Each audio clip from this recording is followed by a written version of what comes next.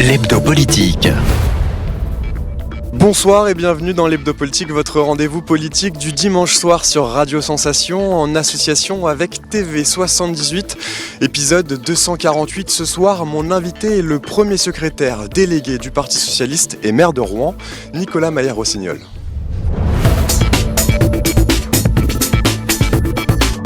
L'hebdo politique. Nicolas Maillard-Rossignol, bonsoir. Bonsoir. Merci d'être avec nous. La semaine dernière, vous étiez donc à Montpellier, chez votre homologue Mickaël Delafosse, pour le colloque de refondation, votre courant interne au Parti Socialiste. La presse parle de courant anti-NUPES et anti-Mélenchon. Est-ce que vous validez ces termes ? Non, parce qu'on n'est pas anti, c'est pas le sujet. Nous, le Rassemblement de la gauche, je vais vous dire, on est croyants et pratiquants. Moi, je suis maire de Rouen et je m'occupe aussi de l'agglomération rouennaise. Il y a toute la gauche dedans, y compris d'ailleurs des partisans de LFI.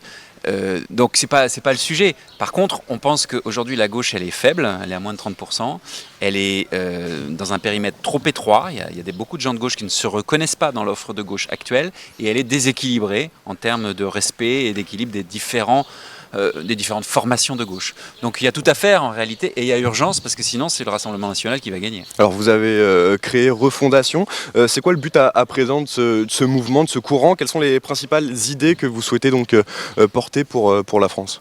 En fait, ce qu'on voit, c'est qu'il y a beaucoup de Françaises et de Français aujourd'hui qui se sentent orphelins, c'est-à-dire qui attendent une offre de gauche qui n'existe pas aujourd'hui dans le paysage. Parce qu'on voit bien que le monde est insoutenable du point de vue de l'épuisement des ressources naturelles, du point de vue des inégalités sociales, qu'il y a un nouveau modèle à inventer. Alors c'est toujours difficile dans ces cas-là parce qu'on ne sait pas par où commencer. Nous on pense que la gauche a un rôle important à jouer et qu'il faut donc des refondations de cette gauche. Et effectivement vous avez raison, il faut commencer par les valeurs, les convictions et puis les idées, les projets. Par exemple, je vais vous donner quelques exemples très concrets. Aujourd'hui, on voit bien que sur la question de l'écologie, souvent quand on prend des mesures, ça peut apparaître comme négatif sur le plan social. Si je vous interdis de prendre votre voiture sous prétexte qu'elle est trop ancienne, ce qu'on appelle les ZFE, les zones à faible émission, vous allez me dire, t'es gentil, mais moi ma voiture je l'ai payée, j'ai pas les moyens d'en payer une autre, comment je fais ? Etc. etc. Donc comment est-ce qu'on peut faire pour faire en sorte que quand on vous demande de changer de voiture pour de bonnes raisons, des raisons écologiques ou de santé ou d'environnement, eh bien vous n'ayez rien à payer, en tout cas rien à avancer. Vous voyez, ce genre de choses. Autre exemple, sur l'Europe, l'Europe... c'est à la fois évidemment une solution, un grand espoir, et puis pour beaucoup de gens c'est vécu comme un problème l'Europe, parce qu'on a l'impression qu'elle nous impose des règles, des contraintes, etc. Alors qu'en réalité l'Europe c'est notre avenir évidemment, parce que c'est à cette échelle-là qu'on peut régler plein de problèmes.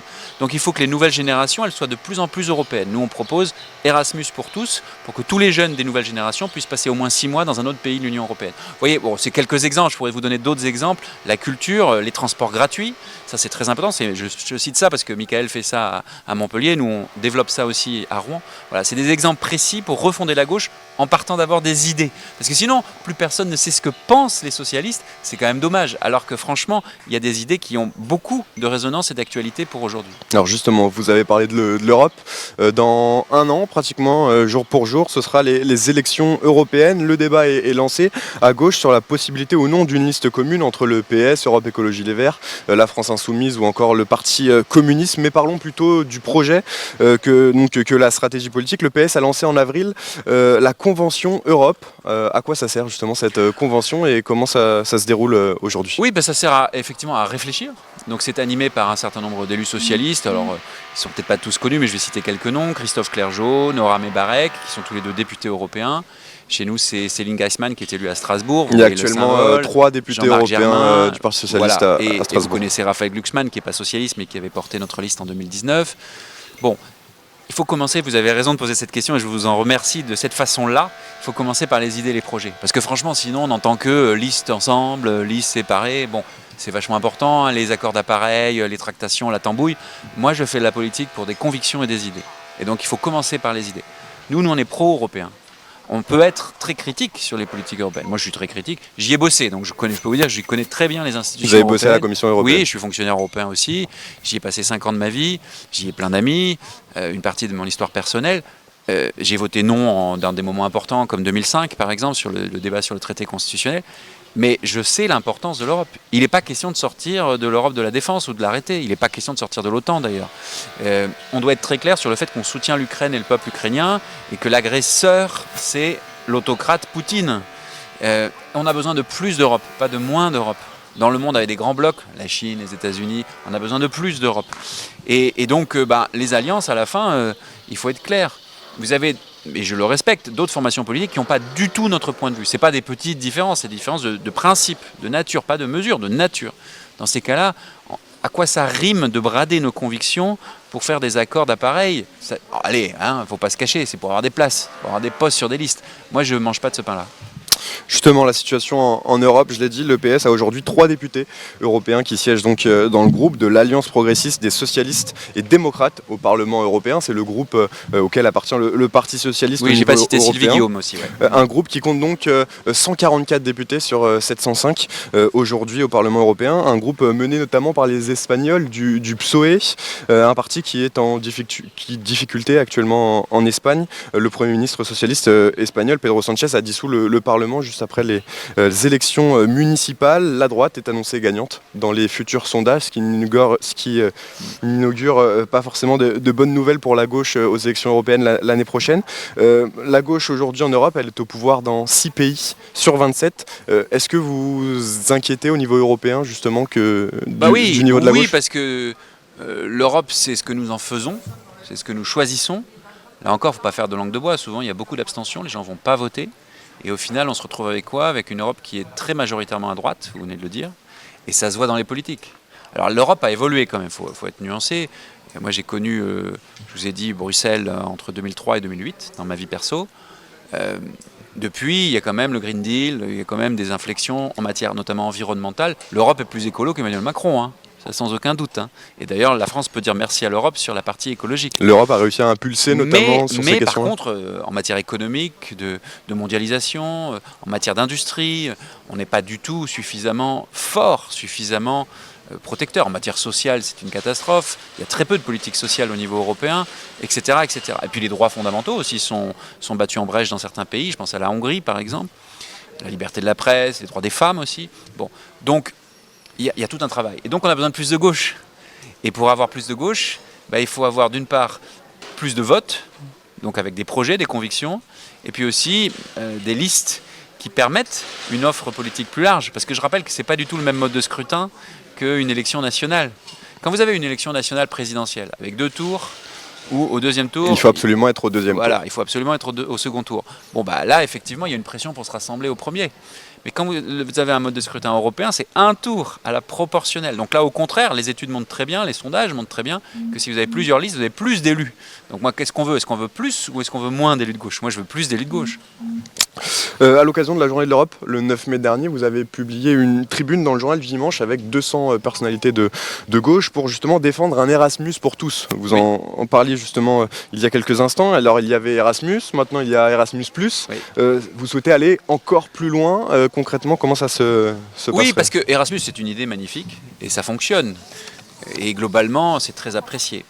Mais c'est encore assez réservé, pas totalement, je ne veux pas être caricatural, mais à plutôt des étudiants relativement aisés, pas que, mais quand même en proportion. Maintenant, il y a eu aussi, on a ouvert à l'apprentissage, aux professeurs également. Oui, tout à fait. Mais reconnaissons qu'en volume, ça reste faible. Et quand vous avez une bourse Erasmus, son montant, c'est quelques centaines d'euros, et pas négligeable, hein, attention, hein, c'est très important.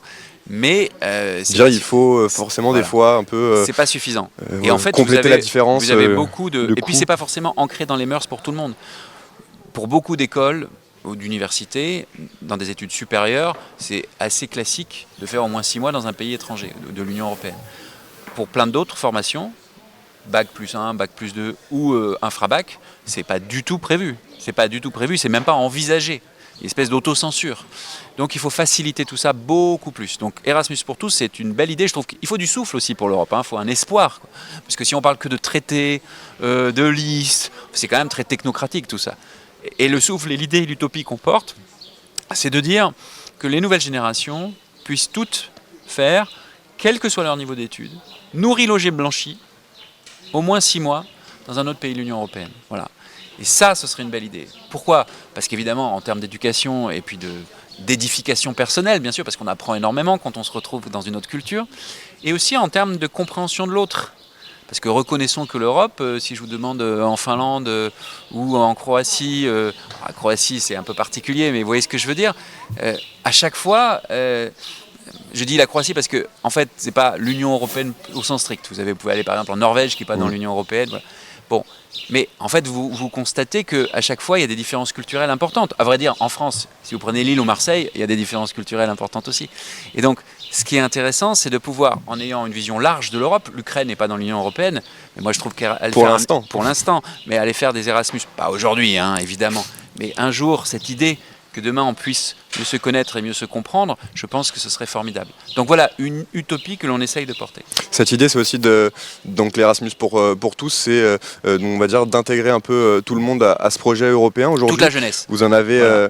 Et que ça devienne banal, comme l'air qu'on respire. Vous avez dit aujourd'hui que l'Europe était perçue comme parfois contraignante. Il y a une forme de décalage entre les citoyens, l'Union européenne. Qu'est-ce qu'on pourrait faire aussi pour rapprocher tout ce monde? L'Europe est souvent vue comme un problème, alors que c'est fondamentalement une solution.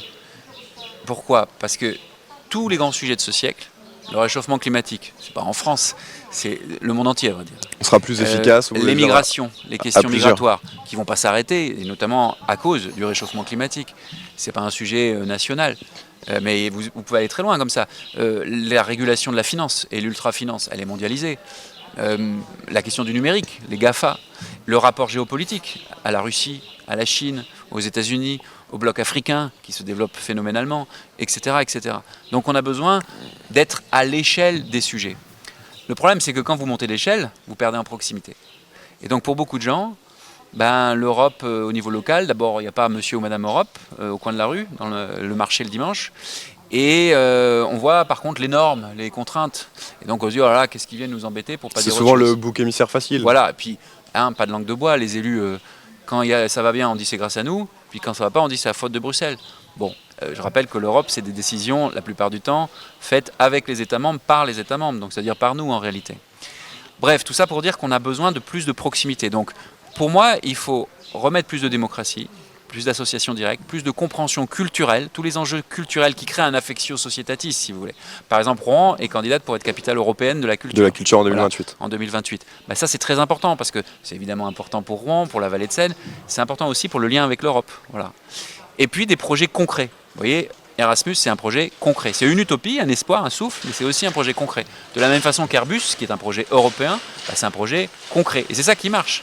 Alors récemment, Emmanuel Macron, lors du discours de Bratislava, a souhaité promouvoir l'élargissement de l'UE. Donc, on parle de 6 pays potentiels, l'Albanie, la Serbie, le Kosovo, la Macédoine du Nord, la Moldavie et puis l'Ukraine dont on parlait. Sur les 10 dernières années, la question de l'élargissement de l'UE, c'était un peu un tabou. On était plutôt sur la tendance inverse avec le Brexit. Aujourd'hui, est-ce que vous soutenez cette tendance? Est-ce que ça peut être une bonne chose ou pas?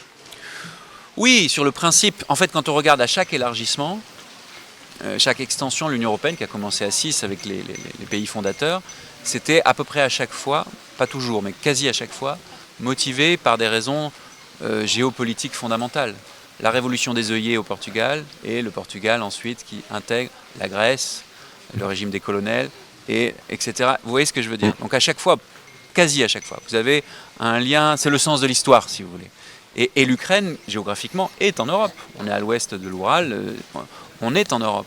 Et fondamentalement, d'ailleurs, on accueille beaucoup de réfugiés ukrainiens ici à Rouen, on partage beaucoup de choses. D'ailleurs, cette année, les fêtes Jeanne d'Arc étaient sous le parrainage, le marrainage des femmes combattantes ukrainiennes. Et voilà, pour l'anecdote, dans l'équipe des tireurs ou tireuses d'élite de l'armée ukrainienne, il y a une femme, tireuse d'élite donc, sniper, dont le surnom dans l'armée ukrainienne est Jeanne d'Arc. Donc bien sûr qu'il y a des liens très forts. Après, l'expérience des intégrations précédentes, les anciens pays de l'ex-bloc soviétique, que je dise pas de bêtises, la Slovaquie, etc., la Slovénie, voilà, tous ces pays, quand ils sont entrés, pareil, c'était le sens de l'histoire. Mais ça ne peut pas se faire en claquant des doigts. Attention, parce qu'il y a une question d'intégration et d'harmonisation. Et c'est comme une famille, plus on est nombreux, plus c'est compliqué de s'entendre a priori. Donc attention à bien préserver nos valeurs fondamentales, en particulier les droits humains.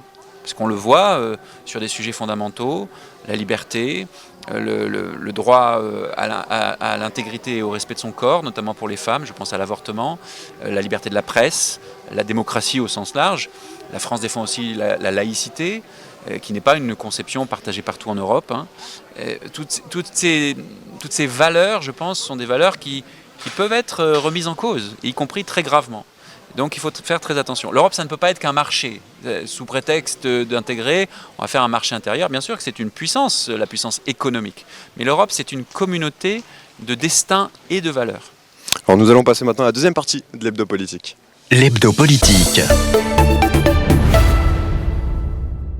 Toujours avec Nicolas Maillard-Rossignol, premier secrétaire délégué du Parti Socialiste et maire de Rouen. Depuis mercredi, l'Armada est de retour dans la ville. Un large rassemblement de grands voiliers qui est organisé donc tous les 4 à 6 ans depuis 1989. C'est un événement qui a su s'imposer dans le cœur des Rouennais. Ah bah oui, c'est culte, c'est culte. C'est l'événement à ne pas rater. C'est la fête, c'est la fête, c'est la fête.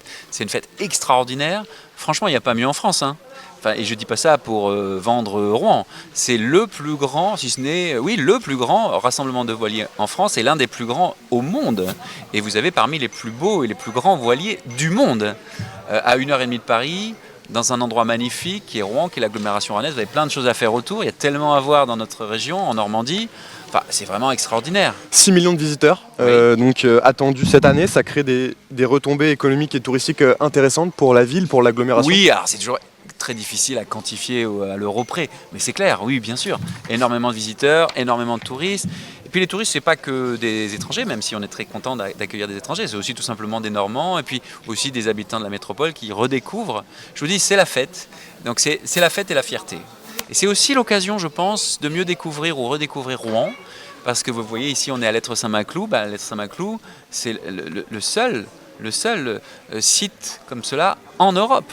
Il a été restauré, vous le voyez autour de moi, il n'y a pas longtemps. Il fait partie de ces éléments qui font que Rouen connaît aujourd'hui un nouveau développement, une nouvelle dynamique. On le voit très bien sur l'immobilier, on le voit très bien sur les quais, on le voit très bien sur les fêtes Jeanne d'Arc. Et je pense qu'on va le voir aussi sur l'Armada. Il y a énormément de choses à redécouvrir. C'est une ville qui gagne, c'est un territoire plus que la ville, qui gagne à être connue. Alors 6 millions de visiteurs attendus, c'est aussi l'occasion de faire passer des messages. Vous avez souhaité cette année donc sensibiliser à la protection des fleuves et des océans. C'est un thème qui vous tient à cœur à Rouen ? Oui, pour 2 raisons. La première, c'est la raison d'évidence, c'est que c'est l'enjeu de ce siècle, la protection de notre environnement. Et que l'Armada s'y prête parfaitement, puisque le cœur de l'Armada sont les bateaux et la Seine. Les voiliers, donc les fleuves, l'océan, les océans. C'est logique finalement. Donc partenariat avec l'Institut mondial des océans, meilleure compréhension du fleuve. Vous savez, la Seine a été, excusez-moi, mais violée depuis l'après-guerre. Pour des raisons qui, à l'époque, je ne juge pas, étaient compréhensibles. Il fallait reconstruire la France. On a mis des usines. Les usines, elles polluent. La Seine, elle a été contaminée pendant très longtemps. Ça va mieux, mais ça reste, parce que vous avez des polluants qui restent longtemps, dans les boues de dragage, par exemple, de la Seine. Pendant très longtemps, la plupart des poissons de la Seine étaient hermaphrodites, c'est-à-dire qu'ils changeaient de sexe dans leur vie. Pourquoi ? Parce qu'ils mangeaient des perturbateurs endocriniens qui étaient des polluants qu'on trouve dans les boues de la Seine, dans le fond de la Seine, etc. etc. Je ne veux pas faire peur, mais c'est une réalité. Et puis il y a les évolutions à venir, le réchauffement climatique et l'élévation du niveau de l'eau. Maintenant, il y a des projets même pour se rebaigner dans la Seine. Oui, mais il y a aussi des dangers, parce qu'avec le réchauffement climatique, le niveau de l'eau va monter. Donc des zones qui n'étaient pas inondables vont le devenir à horizon 2050-2100. Il faut dire la vérité. Donc comment est-ce qu'on appréhende tout ça ? Donc l'enjeu écologique, il est majeur. Puis il y a la question des plastiques, zéro plastique, la question de la protection de la biodiversité, etc. Ça, c'est la première raison. Et puis il y a une seconde raison qui est liée à la première, c'est, je l'ai dit tout à l'heure, on est candidat pour être capitale européenne de la culture en 2028. Il y avait 9 candidatures en France au départ, il n'en reste plus que 4, donc on a déjà passé avec succès, brio, comme une première présélection. Des villes comme Nice, Bastia, Reims, Amiens, Saint-Denis n'ont pas été retenues malheureusement pour elles. Et il reste Clermont-Ferrand, Bourges, Montpellier et Rouen. Alors c'est pas que Rouen, c'est Rouen, vallée de Seine normande, de Giverny jusqu'au Havre. On est tous rassemblés et le lien, c'est notre lieu, c'est la Seine. Et donc l'Armada, qu'est-ce qu'il y a de mieux comme écrin pour montrer notre candidature. Donc vous allez voir partout des affiches, des panneaux, des explications sur notre projet de capitale européenne de la culture. En 2028, ça pourrait être la prochaine édition de l'Armada. Et en plus, oui, alors c'est possible. Ça dépend un peu des marées. Donc je ne voudrais pas vous dire de bêtises, mais oui, c'est possible. Alors début 2021, justement, on parle de la Seine. Vous avez décidé avec les maires de Paris et Le Havre de relancer l'axe Seine grâce donc à une coopération renforcée autour de ces enjeux climatiques, de mobilité ou encore de culture dont on vient de parler. Alors l'axe Seine, pour donner un ordre ordre d'idée, c'est 11 millions d'habitants, 28% du PIB de la France. Économiquement, c'est un enjeu hyper important pour l'aménagement du territoire. Et oui, et vous venez de le dire, c'est pas un enjeu local, c'est un enjeu en fait National. d'intérêt national et même européen, parce que c'est un des premiers corridors qui relie Donc Paris, qui est une des plus grandes mégapoles du monde, à la Seine et à la mer. Et donc l'enjeu de l'accès à la mer, vous savez 80 à 90% des marchandises dans le monde sont transportées par bateau, par voie maritime, c'est un enjeu stratégique. C'est la même chose pour Pékin, c'est la même chose pour toutes les grandes mégapoles du monde. Et donc c'est un enjeu majeur qui ne concerne pas que les Normands, puisqu'on travaille avec les Franciliens, et l'entente de l'axe Seine dont vous parlez, elle rassemble aussi les élus locaux sur le bord de Seine, en région Île-de-France, en amont en fait de Giverny, en remontant vers Paris. Jusqu'à Paris avec Anne Hidalgo, effectivement, avec Patrick Ollier pour le Grand Paris, et puis avec Édouard Philippe pour le Havre. On s'entend très bien, on n'est pas du même bord politique, mais on s'entend très bien, vraiment, hein, là encore c'est sans langue de bois, il y a une vraie communauté de points de vue pour cet enjeu. Sur quoi les enjeux économiques, je viens d'en parler, l'énergie, parce que historiquement cette vallée de Seine elle est très carbonée, il faut la décarboner, mais en même temps on veut créer de l'emploi, de l'industrie, de l'activité économique. Donc c'est du photovoltaïque, on a créé une société commune avec des millions d'euros dedans pour capitaliser, pour investir. Ça peut être de la biomasse, ça peut être de l'hydrogène, on a des projets magnifiques, l'éolien marin du côté du Havre, etc., etc. La logistique, pour utiliser mieux le fleuve, mieux le train et moins les camions, parce qu'aujourd'hui 80-85% des marchandises en France et sur l'axe Seine, à Aropa, les 3 ports de Paris-en-Loire, 85% passent par camion. C'est nul. Si vous allez à Hambourg ou à Anvers, c'est pas du tout le même chiffre. Et pourtant, ils sont meilleurs que nous économiquement, donc on va pouvoir faire mieux. Et puis la culture, mais j'en ai déjà parlé. Alors justement, l'axe Seine, vous parliez du transport autoroutier. L'axe Seine représente déjà 50% du fret fluvial français. Oui, mais il est très faible. C'est assez faible, mais ça représente 50%. Donc, oui, mais c'est 50% de pas grand-chose. Le transport maritime doit-il se développer, selon vous? Peut-il constituer une alternative justement à ce transport routier dont vous parlez? Alors, le transport fluvial. Le transport maritime est déjà très développé, puisque pour des raisons liées à la mondialisation, vous connaissez les grands porte-conteneurs, 80%, je crois, quelque chose comme ça, des marchandises sont transportées dans le monde par bateau, voie maritime. Mais une fois que vous arrivez au Havre et que vous voulez arriver à Paris, c'est plus compliqué. Là, le transport maritimo-fluvial, sur 100 marchandises d'Aropa, import ou export, 85 par camion, 10% par fleuve, 5% par le train. C'est nul. Et encore une fois, les meilleurs ports d'Europe, ils sont dans le nord de l'Europe, Rotterdam, Anvers, Hambourg. La part train-fleuve dans ces ports-là, elle est beaucoup plus forte. Donc ils sont meilleurs au plan économique et meilleurs au plan écologique. Donc on doit pouvoir faire mieux. Et le mot-clé, c'est décarbonation. Ça veut dire quoi? Mettre plus de barges, si possible des barges électriques ou à hydrogène. Ça veut dire faciliter les conditions économiques d'utilisation du fleuve. Ça veut dire miser sur le ferroviaire, le train, le train, le train. Aujourd'hui, on n'a pas assez de lignes. On a des lignes qui sont développées par le fret ferroviaire, Serqueux-Gisors par exemple. Bon, c'est pas toujours simple, vous avez vu les déclarations de Mme Pécresse. On va justement Mais y revenir. C'est l'avenir, c'est l'avenir. Donc justement, outre ce transport fluvial, vous souhaitez également donc développer l'axe ferroviaire de la Seine, du Havre à Paris, notamment avec le projet donc, de la ligne nouvelle Paris-Normandie. C'est une promesse qui a été faite il y a quelques années déjà maintenant par Nicolas Sarkozy en 2007 et qui traîne en longueur. Aujourd'hui, donc l'aboutissement du projet, il est prévu donc pour 2040. Mais donc vous venez de l'évoquer, la présidente LR de la région Île-de-France, Valérie Pécresse, s'y oppose. Elle reproche donc à l'État de dépenser près de 11 milliards d'euros pour cette ligne, alors que la région Île-de-France souffre déjà d'un sous-investissement donc en termes de transport. De plus, le projet donc consommerait 280 hectares de terres agricoles dans le département des Yvelines. Est-ce que vous comprenez un petit peu cette position de Valérie Pécresse ou pas du tout? Je pense qu'il y a des raisons qui sont un peu conjoncturelles. Il y a des élections bientôt, sénatoriales. Il y a des négociations en cours entre la région Île-de-France et l'État sur ce qu'on appelle les contrats de plan. En gros, les investissements et combien l'État est prêt à mettre pour aider la région Île-de-France. Je pense qu'il y a un peu un jeu de rapport de force dans cette période. Mais si on regarde avec une vision large, en essayant de prendre un peu de hauteur de vue, aujourd'hui, je pense qu'en Île-de-France, les franciliens, et Mme Pécresse également, n'aiment pas beaucoup voir autant de camions se déverser sur les routes d'Île-de-France.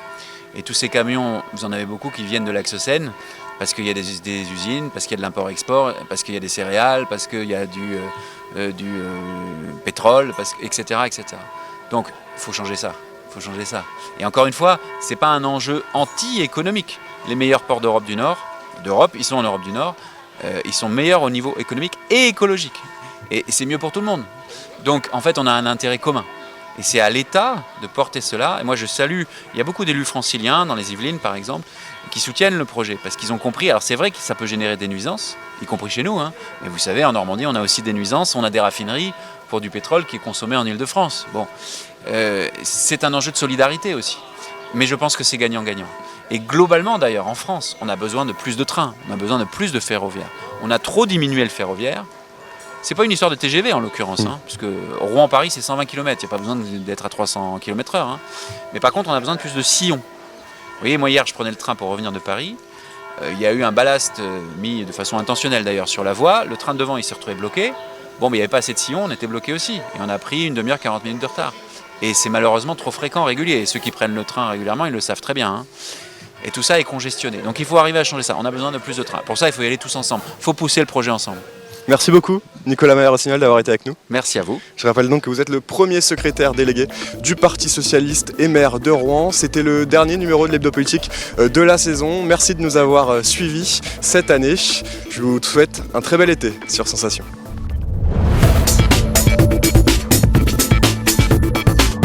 L'Hebdo Politique.